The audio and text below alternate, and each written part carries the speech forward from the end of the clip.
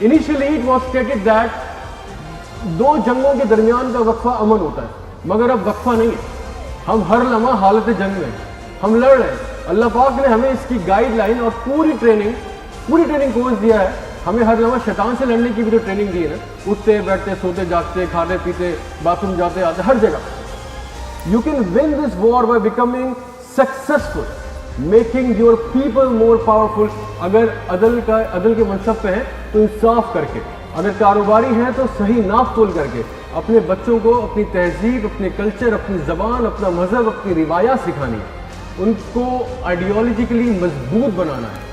नज़रिए के बगैर आज तक कभी किसी को कुछ हासिल नहीं हुआ, याद रखें। और हमारा नज़रिया हमारा ईमान है, हमारे खून में शामिल है, वही हमारी जीत है। रिमेंबर, किसी प्रोपोगंडे का हिस्सा, किसी ट्रेंड या किसी साजिश का हिस्सा नहीं बनना। खुद को economically, financially, technically, traditionally strong बनाना है। अपने मुल्क के लोगों को मुस्तहकम बनाना है, मुल्क खुद मजबूत हो जाएगा।